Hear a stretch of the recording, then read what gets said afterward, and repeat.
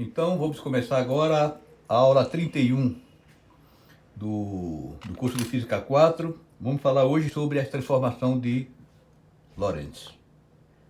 Na aula passada nós vimos que as transformadas de Galileu estavam erradas. As transformadas de Galileu são desse tipo.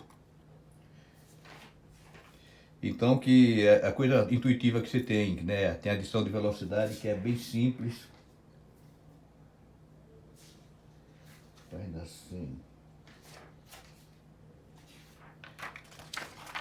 Quando você tem a velocidade de um corpo com a velocidade em relação ao outro, você simplesmente diminui a velocidade de um pelo outro. Aqui é a transformada de Galileu, mas que elas não estavam batendo com as equações de Maxwell. A gente viu que as equações de Maxwell aparecia um termo adicional se você usasse essa daí. Então nós vamos hoje ver como é que se mede. Então esse vem do trabalho de Einstein, folha 102.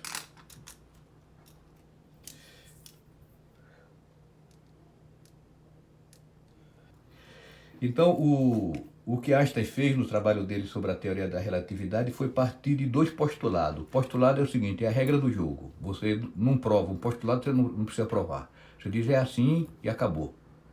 Como, por exemplo, no caso do átomo de hidrogênio. A gente viu que o átomo, pela teoria de Bohr, ele girava só em determinadas órbitas que eram com momento angular quantizado. Então, era um postulado, é assim e acabou. Aí depois se viu, né? Esse postulado não ficou mais necessário porque o mais importante era que a função de onda da partícula tivesse interferência construtiva. Então esse postulado de Bohr ficou sendo uma consequência de um mais geral, que é o da questão da probabilidade, certo? Então a probabilidade ficou sendo um novo postulado, de que a função de onda, o módulo dela ao quadrado, representa a probabilidade da partícula estar naquele estado, certo? Então o de Einstein, a teoria da relatividade restrita ou especial, teoria da relatividade restrita ou especial, porque tem a geral depois, né? É uma teoria que diz respeito aos sistemas de coordenadas que se movem com velocidade constante. Certo? Então esse restrito é porque é só para o caso que não é acelerado, você não está no sistema acelerado, está no sistema constante. Então os postulados dele foram dois. Então, postulados. Essa teoria foi criada por Einstein em 1905. Postulados são dois. Primeiro é o seguinte, que as leis da física são as mesmas em todos os referenciais inerciais, que é o mesmo postulado que Galileu já dizia. Então esse primeiro não tem novidade nenhuma, a mesma coisa que Galileu já dizia antes. As leis da física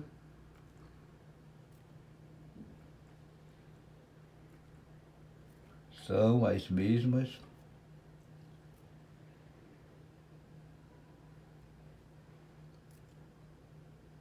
em todos os referenciais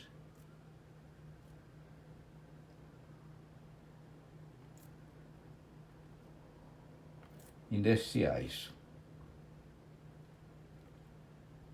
que quer dizer com velocidade constante.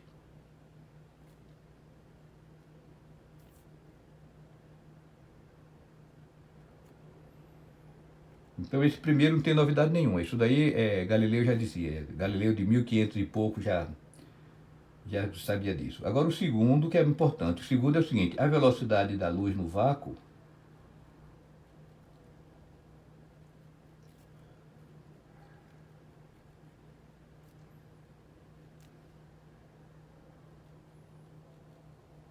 independe do referencial.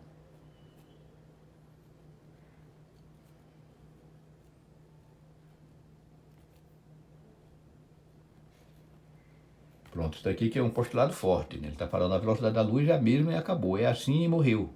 Por que é assim eu não sei.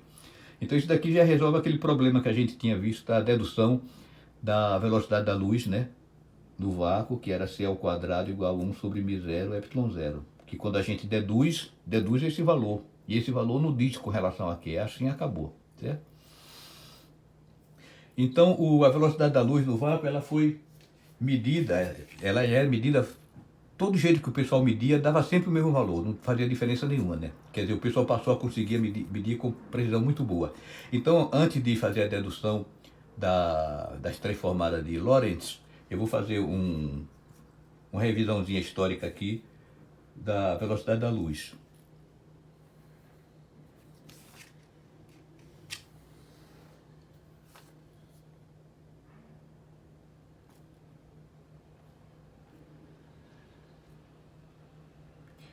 Primeiro, em 1581, Galileu tentou medir. Galileu é italiano, né? Todo mundo sabe, né? Ele tentou medir a velocidade assim, ele ficou com a lanterna na mão e o assistente dele contra a lanterna. Aí cada um subia no monte, e o monte ficava milhas de distância um do outro. Uma milha é uma medida, veja bem, você tem um sistema métrico, né, que é usado internacionalmente, que é um sistema muito legal, porque o sistema métrico não é medido, por exemplo, que nem você fala assim, os americanos ainda usam o sistema arcaico, um metro tem um pé, né? Tem uma polegada, a polegada não tem nada a ver, não é múltiplo o pé não é múltiplo da medida da polegada, são um sistema totalmente maluco, sem sentido nenhum, e inclusive os cientistas americanos também não gostam que o país continue usando esse sistema, certo? Aí durante a Revolução Francesa, quando se acabou com aquela ideia dos reis, dos nobres, então em vez de o pé era baseado no tamanho do pé de algum rei, a polegada na polegada de alguém especial. Então eles resolveram fazer um sistema baseado na natureza. Então tomaram a distância do Equador até o Polo Norte como sendo 10 mil metros, 10 quilômetros, 10 mil quilômetros. Porque o raio da Terra é 6.400 quilômetros. Então daí definiram o metro a partir dessa medida, certo? Então, mas a milha é uma medida interessante, porque a milha náutica, que a milha italiana é parecida com a milha náutica, é medida assim, quando você mede uma distância ao longo do meridiano, entre meridianos, se for 1 grau, né, girando assim o círculo pela Terra, 1 grau de deslocamento é uma milha náutica. Então, quer dizer, faz sentido, é um negócio interessante, né? Então, quando o cara vai navegando, para cada milha que ele anda, ele sabe que andou 1 grau, deslocou 1 grau. Então, o céu, as estrelas no céu vão deslocar de 1 grau, né? Então, é interessante. Aí ele pegou, assim, um monte que ficava a milha de distância do outro monte, e cada um ficava com a sua lanterna. E aí os dois tapavam a lanterna. Aí ele abria a lanterna, quando o outro visse a luz que ele abriu, o outro abria a lanterna dele também e tapava. Aí a conclusão dele é que esse experimento não dava para medir, que a luz era rápida demais, que o erro na medida era muito maior, não tinha condição. Então que não dava para medir com isso aí. Aí depois, em 1675, um holandês, Riemer,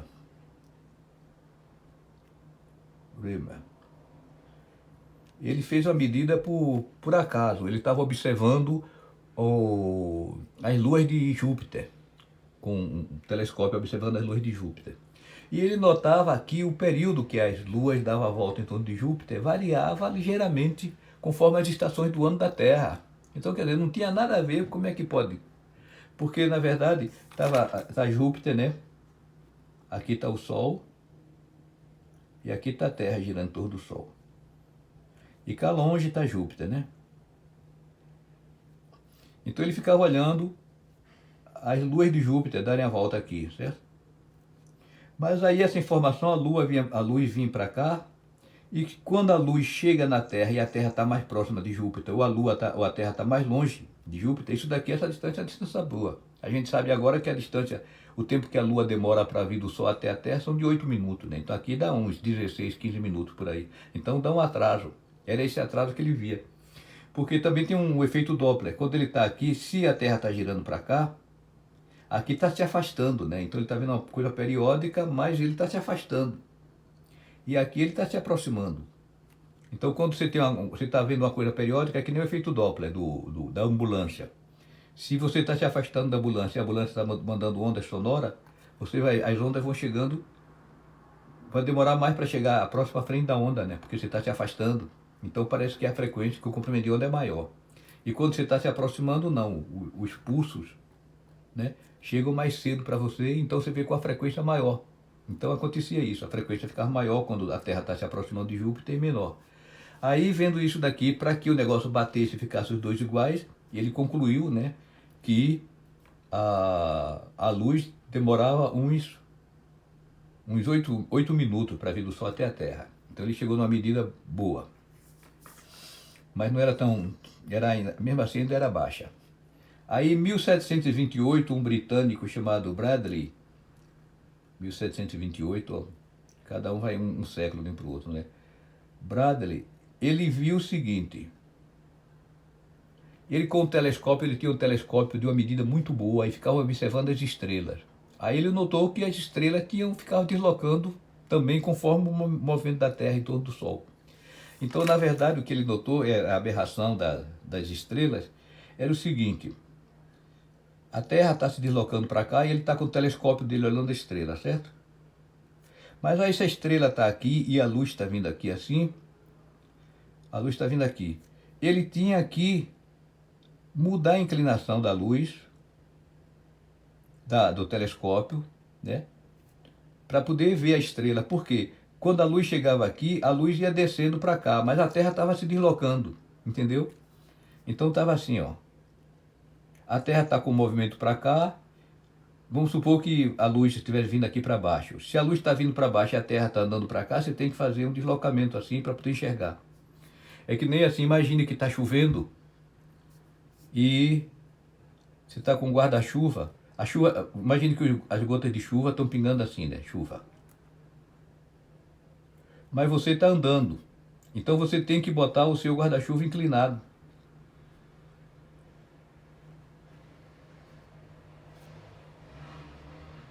Se você está correndo, né, por causa da chuva, então você tem que botar o guarda-chuva inclinado, né? Porque veja bem, o pinguinho que está caindo aqui, quando ele for chegar em você, você já andou para cá, então não tem problema nenhum.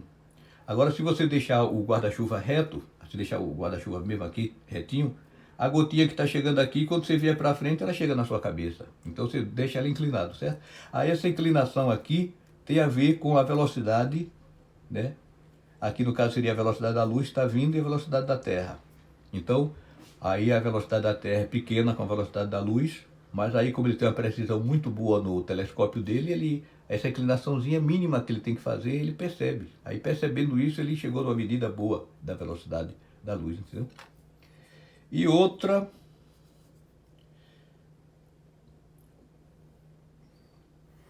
medida muito boa foi feita pelos franceses em 1849, Fizeau e Foucault. O em francês pronuncia O, é a U também. E Foucault. Mediram a velocidade da luz. Foi a primeira vez que conseguiu medir a velocidade da luz dentro da Terra mesmo. Aqui não, aqui você está olhando as estrelas, né? Olhando os planetas. Mas dentro da Terra mesmo. Fizeau, ele fez o seguinte, ele botou uma roda denteada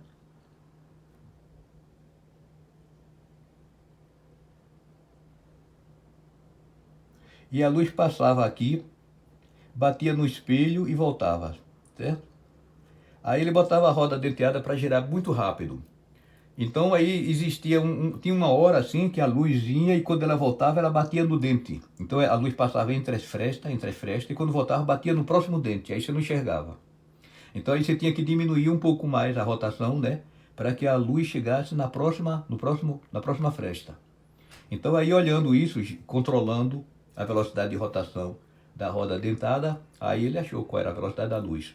Aí foi legal que aí dava para você botar, por exemplo, água e ver a velocidade da luz passando dentro da água e vários meios, né? Você via o índice de refração e aí relacionava com a constante, a permissividade elétrica do material. Então via que realmente essa relação aqui funcionava. E Foucault, ele fez o seguinte, ele, em vez de usar roda denteada, ele era assistente de Fizeau, ele usou espelhos assim, que ficavam girando, entendeu? Então o espelho aqui que girava e a luz batia no outro espelho aqui e girava. Então aí você tinha que controlar também, né? Botar o espelho para girar bem rápido, a luz ia ir batendo lá. Então você tinha que ter uma relação, uma velocidade bem boa para que a luz ficasse indo e voltando, certo? Então assim que se mediu. Então o pessoal medindo a velocidade da luz, você viu que a velocidade da luz era a mesma. Tinha outro aqui, tem mais um. Michelson, em 1882. Michelson era um americano que nasceu na Alemanha. E ele é famoso por ter criado o interferômetro. Interferômetro, que mede a interferência, metro. Era assim, a luz vinha, aqui você tinha um pratão, né? A luz vinha aqui, e aqui tinha um espelho, que metade da luz passava e metade da luz refletia. Então metade da luz refletia e batia no outro espelho que tinha aqui. Aí ele do espelho vinha para cá e uma parte dela atravessava e vinha para cá. Aqui você tinha um microscópiozinho, uma lunetinha que você observava a luz, né? E a outra parte da luz atravessava e vinha para o espelho que estava aqui. Voltava também e vinha para cá. Aí como o comprimento, o caminho que ela faz vindo para cá é diferente do caminho que ela faz para cá, então chegava aqui, tinha interferência de onda, né? Interferência de máximos e mínimos, certo? Então aí ele olhando por essa lunetinha aqui, ele via assim, ele via as manchas, as linhas claras e escuras. Então aí conforme ele girava, né, o interferômetro, as linhas se deslocavam e ele via, né, conforme o comprimento dos braços aqui sendo diferente, dava para ver. Aí ele media, botava a luz do sol para passar por aqui e media quando a Terra estava indo na mesma direção que a luz do sol, ou quando a Terra estava indo contrário. E só dava o mesmo resultado, não tinha jeito. Então o resultado dava que a velocidade da luz era absoluta. Então já se dizia que a velocidade da luz devia ser absoluta. Então esse aqui virou o postulado de Einstein. A velocidade da luz no vácuo e depende do referencial e acabou. É assim e morreu, porque assim não sei, entendeu? É aquele tal negócio, você tapa um buraco e abre outro. Você tapa um buraco, você dá a velocidade da luz, né? Você vai resolver o problema da invariância da equação de Maxwell. Mas pelo contrário, você bota um problema novo. Como é que tem isso, né? Que a velocidade da luz é absoluta? Se você está indo na direção da luz, a luz chega para você com a mesma velocidade que ela chegaria se você estiver afastando. Com um carro não acontece isso, né? Se você se aproxima do carro que está vindo para a sua direção, ele chega mais rápido. Se você está se afastando, ele demora. A velocidade dele é menor, né? Pois é, a física é assim. Então agora vamos fazer a dedução. Então como é que fica, como é que se deduz partindo desses postulados aqui de Einstein, esses dois postulados, a gente vai deduzir agora as transformadas de Lorentz. Página 103, o 2 era o hélio, 103, elemento 3 é o lítio.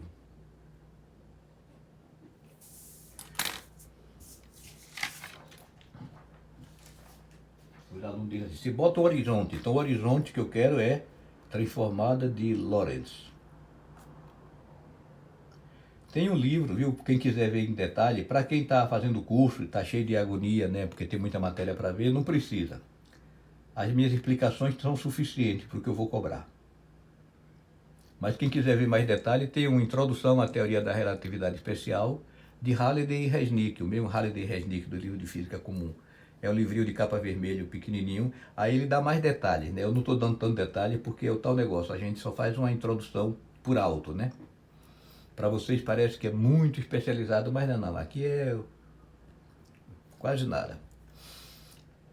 Então, as transformadas de Lorentz, ele fez o seguinte, para você, se a velocidade da luz é a mesma em todos os referenciais, imagine estar aqui o referencial da sala de aula, aqui é o cantinho da sala, né? Aqui é o X, X minúsculo, Y minúsculo, Z minúsculo. E você tem o referencial da patinete que está andando na sala com velocidade constante. Xzão, Yzão e Zzão. Tem que ser sempre assim, ó. Pela regra da mão direita. Do X para o Y vai o Z. Aqui é Y. E aqui é o Z. Então imagine, se tem uma fonte de luz aqui, a luz verde. Devia ter botado vermelho, né? Vermelho lembra mais luz. Aqui tem uma fonte de luz. Aí essa luz vem para cá, para esse ponto, com a mesma velocidade que ela vem para cá. Então por esse ponto daqui você tem que pelo teorema de Pitágoras, né? X ao quadrado mais y ao quadrado mais z ao quadrado, essa distância aqui, que é c vezes t ao quadrado, né? Certo? Aqui é ct. E essa daqui, ela também anda na velocidade da luz, é c vezes o tzão.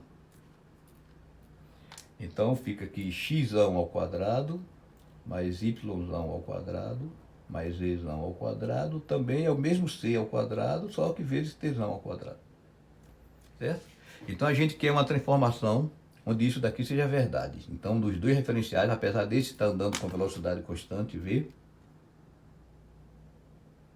para cá, constante, né? Porque estamos na teoria da relatividade especial, só estamos trabalhando com corpos que se move a velocidade constante.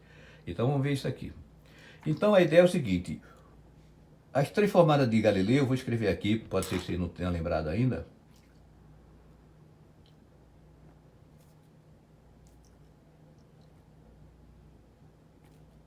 Que são as intuitivas que todo mundo usa na rua, é que o x é igual a x menos vt. Y é igual a y, z igual a z e t igual a t, certo? Aqui é a transformada de Galileu. Então ele vai procurar uma transformada. Essas transformadas daqui valem para a velocidade baixa, que nem na mecânica. No caso da mecânica, você trabalha com velocidade muito menor do que a velocidade da luz. Então a ideia é que você vai fazer um conjunto de transformação que isso daqui seja satisfeito, mas que para a velocidade baixa se aproxime para isso daqui, que é bem conhecido. Então vai ser assim. Vamos botar o x. Como a gente está trabalhando aqui, o movimento está na direção do eixo x, então o eixo x vai ser especial. Então, em vez de ser x menos vt, vai ser um gama vezes x menos vt, certo? De forma que quando a velocidade for baixa, esse gama daqui tende para 1, de forma que vira isso aqui, para a velocidade baixa. O y não tem nada a ver com a direção do movimento, não vai se alterar. O z também não. Agora o tempo tem que alterar, porque se você está falando que a velocidade é a mesma em qualquer referencial, velocidade envolve tempo. Então o tempo vai depender do x, né? Que é a direção do movimento. Então o tempo vai ter 1a vezes t menos 1b vezes o x, né? Vai depender do t do x. Aí aqui tem um A, o B e o gama que eu não sei o que é. Então eu vou substituir aqui para achar quem é esse A, quem é esse B e quem é o gama, né? A, B, gama é quanto? Para que isso, né, seja satisfeito. Aí se diz assim, pô, mas eu tenho duas equações para achar três incógnitas. Mas veja bem, isso daqui deve ser verdade para qualquer tempo. Do tempo t igual a zero, do tempo x, na posição x igual a zero, qualquer posição, qualquer tempo, certo? Então vamos lá. Eu vou substituir então aqui nesse x, y, z, vou substituir esses valores aqui. Então fica assim, x ao quadrado, vou botar aqui 1 e 2, né? Então de 2 aqui, fica x ao quadrado, é isso aqui, é gama ao quadrado, vezes x menos vt ao quadrado, mais y é y, z é z, igual a c ao quadrado vezes o t. T ao quadrado é at menos bx ao quadrado. Certo? Aí vamos abrir isso aqui. Fica gama ao quadrado vezes x ao quadrado menos 2v xt mais v ao quadrado, t ao quadrado. Certo? Agora x ao quadrado mais y ao quadrado, eu vou substituir aqui, é c ao quadrado, t ao quadrado, menos x ao quadrado, certo? Isso daqui mais isso é isto menos isso. Daqui. É igual a c ao quadrado, veja, abre o quadrado aqui, ao quadrado t2, menos 2ab tx, mais b ao quadrado, x ao quadrado, certo? Mas veja bem, isso daqui vale sempre. Então isso vale, por exemplo, no tempo t igual a zero. Então se eu pegar no tempo t igual a zero, só vai sobrar o x ao quadrado. Então implica que x ao quadrado Aí vamos pegar tudo que tem x ao quadrado aqui. Tem gama ao quadrado vezes x ao quadrado, menos 1, né? 1 vezes x ao quadrado, igual a, o lado de cá tem o b. Igual a b ao quadrado vezes c ao quadrado. Tá certo? Gama ao quadrado vezes x ao quadrado, menos x ao quadrado, igual a b2x2. Né? Se t for igual a zero, por exemplo, né?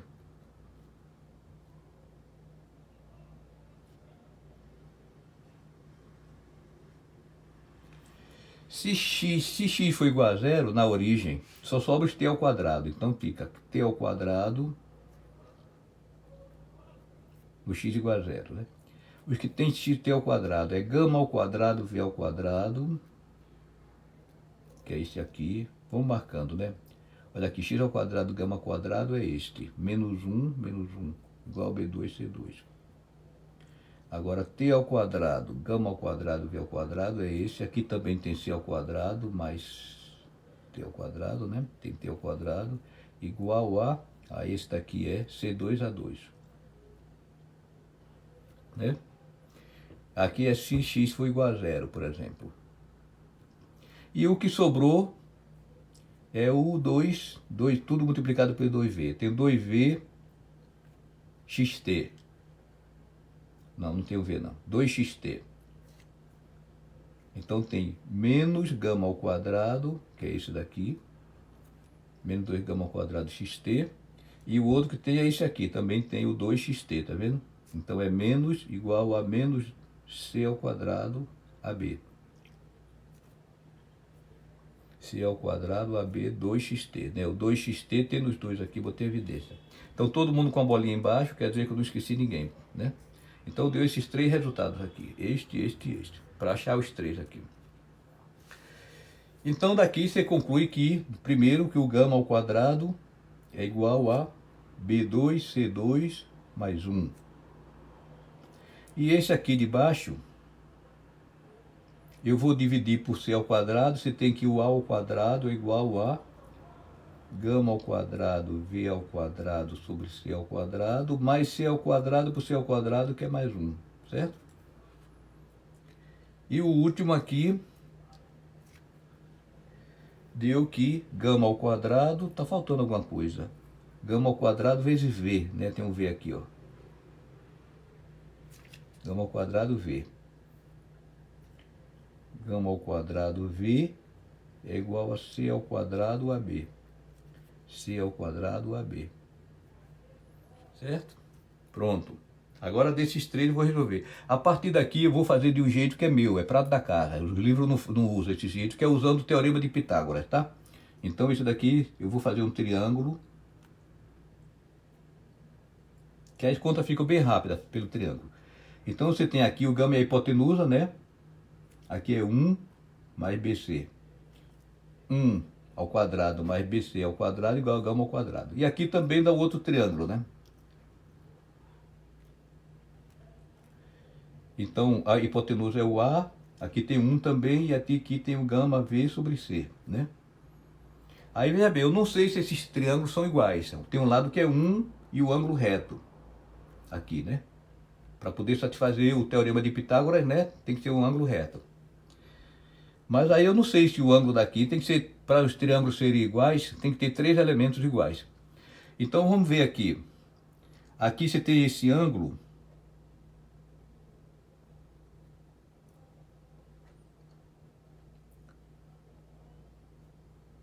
Vou tirar daqui, né? Esse aqui é BC sobre gama, seria o cosseno desse triângulo, né? Vou botar esse ângulo θ aqui.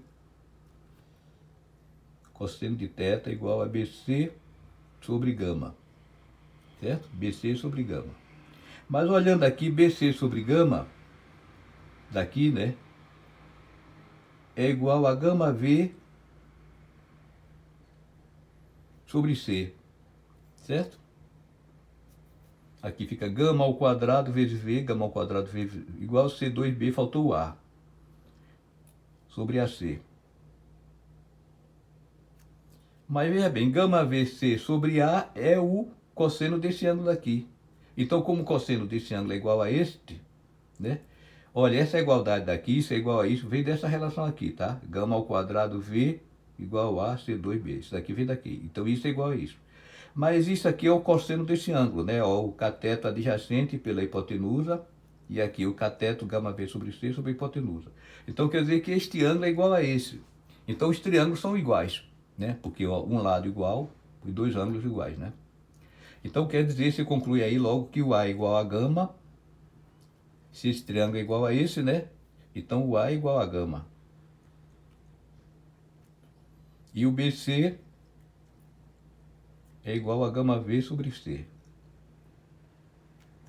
Então quer dizer que o B é igual a gama V sobre C ao quadrado. Achei o A e o B, só falta achar o gama, né? Aí eu uso esse primeiro daqui.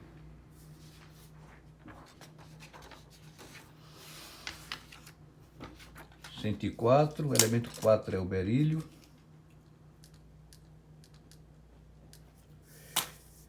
Então vamos lá, vamos usar isso daqui, ó. Gama ao quadrado é igual a B2C2 mais 1, certo? Então o B está aqui, então fica aqui gama ao quadrado é igual ao B ao quadrado, é gama ao quadrado, V ao quadrado sobre C à quarta, vezes C ao quadrado mais 1, né?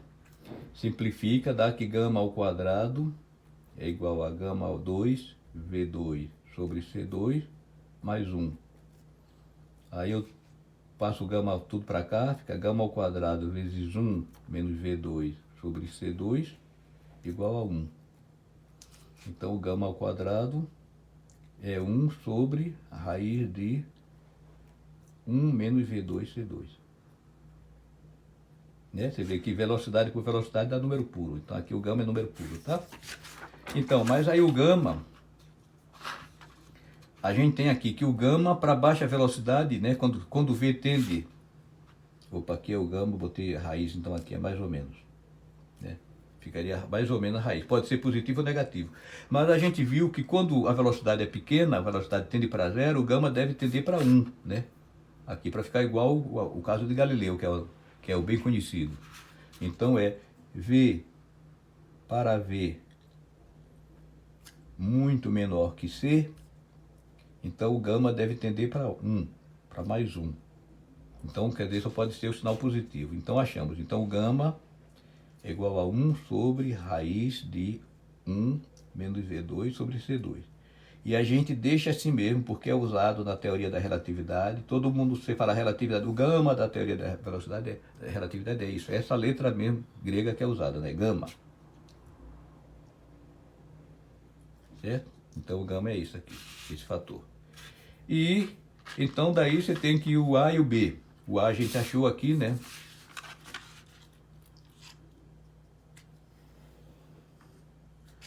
O A é igual ao gama e o B é o gama V sobre C2. Então quer dizer que as transformadas ficam assim.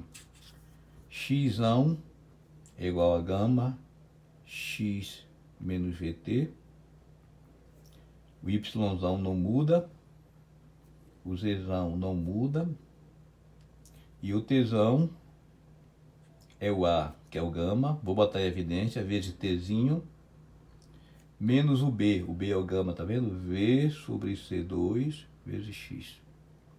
Então essa que é a transformada correta. Aquela transformada de Galileu é uma aproximação para quando a velocidade é baixa. Quando a velocidade é baixa, pode usar isso que não faz diferença, né? Mas porque aí se a velocidade for baixa, o V sobre C é desprezível com relação a 1. Então isso daqui vira 1, gama vira 1, certo? E aí o V sobre C2 é muito pequenininho também, você vê. Então o Tzão fica igual a Tzinho, porque isso daqui é muito pequenininho, não conta, tá? Você vê aqui, para lembrar, olha, veja bem, aqui é o tempo, então aqui tem que ter dimensão de tempo também, certo? Como tem x para dar dimensão de tempo é x por velocidade, né? Velocidade é metro por segundo, então fica metro dividido por metro por segundo, né? Aí dá o tempo em cima. Mas aí se você botar o V aqui embaixo, quando o V for para zero, vai para infinito, né? Então aí você bota o V em cima sobre C2, isso tem dimensão de 1 por velocidade, né? Que velocidade por velocidade ao quadrado é 1 sobre velocidade. Então essa que é a transformada, certo? E aí, Como é que fica a velocidade agora? A mudança da velocidade. Velocidade nova é igual a dx por dt, né? Então vai ficar o quê? Fica gama, olhando aqui o dx, dxzinho menos v, que é constante, né? dtzinho. Lembre que a gente está em referencial tudo se mexendo com velocidade constante. Aqui, velocidade constante, que é a relatividade restrita, só para constante. E o dtzão fica o gama, que é constante também, né? dtzinho menos v sobre c2 dx. Gama é constante, porque o gama depende da velocidade. A velocidade é constante. Aí aqui agora você divide todo mundo em cima e embaixo por dt. Fica dx dt, né?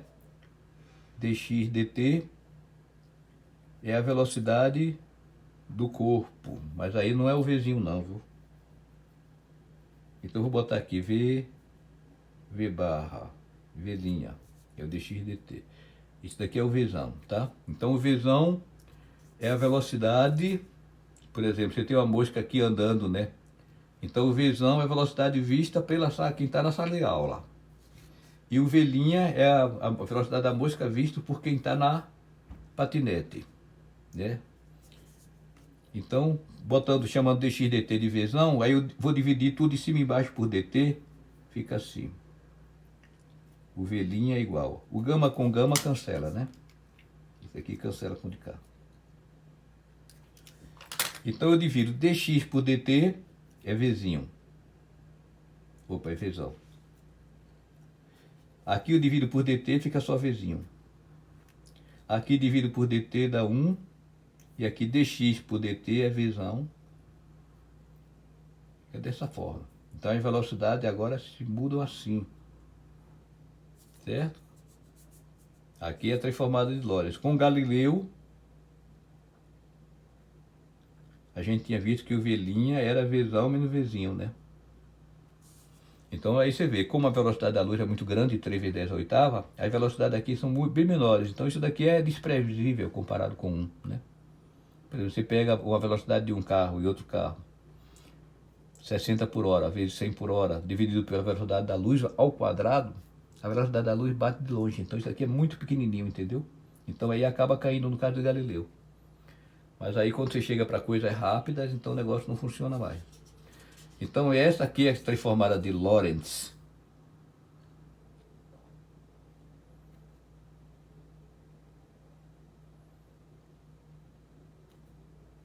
De Lorentz.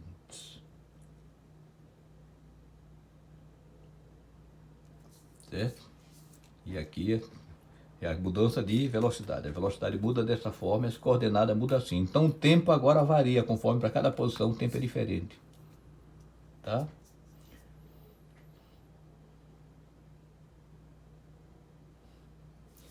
Dez e 40.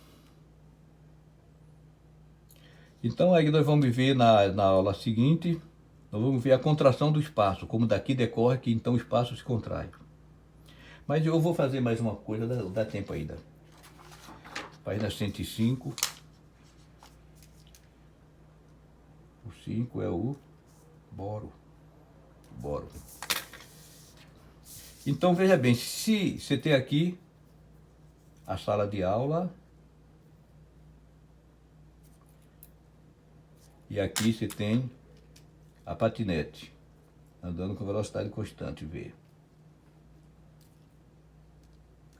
Aí imagine que você tem uma mosquinha andando aqui, né?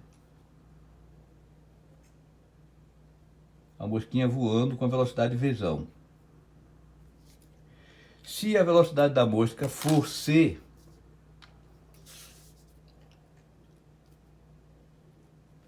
quer dizer, é vzão para quem está na sala de aula. Para o cara da patinete, ela vai ver a mosca com que velocidade.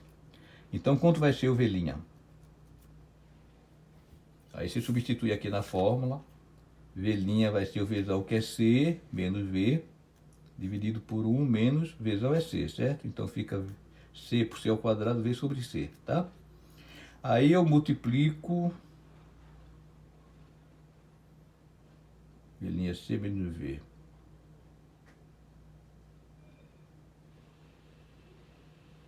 Vou botar o C em evidência aqui, fica C vezes 1 menos V sobre C, né? Aqui, C. Dividido por 1 menos V sobre C, então é igual a C. Tá vendo? Então, se para a sala de aula a mosca está voando na velocidade da luz, para o cara na patinete também a velocidade é a da luz, quer dizer, depende do referencial. E se a velocidade da patinete for a velocidade da luz?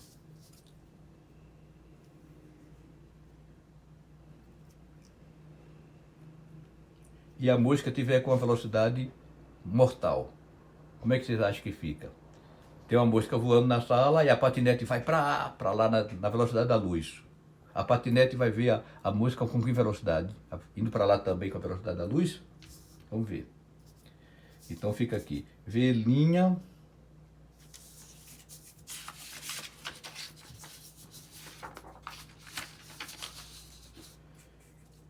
V' igual a Vzão, né, da mosca, menos C, que é da patinete, 1 menos Vzinho é C, Vzão sobre C, certo? Então eu boto o C em evidência, fica C vezes Vzão sobre C, menos 1, dividido por 1 menos Vzão sobre C. Isso sobre isso dá menos 1, então é menos C. Ou seja, se o rapaz da patinete vai na velocidade da luz e tem uma mosca voando com a velocidade mortal, ele vai ver a mosca se aproximando, negativo, né? Como ele está indo para lá com a velocidade da luz, ele vai ver a mosca se aproximando com a velocidade da luz. Então você vê que a velocidade da luz fica invariante usando essas transformações, certo? Então vamos lá, na próxima aula a gente vê a contração do espaço. Estude bem, dê uma olhada. As contas são muito fáceis, mas entender o raciocínio é complexo. Por isso que o pessoal nem deu prêmio Nobel a Einstein por causa disso aí.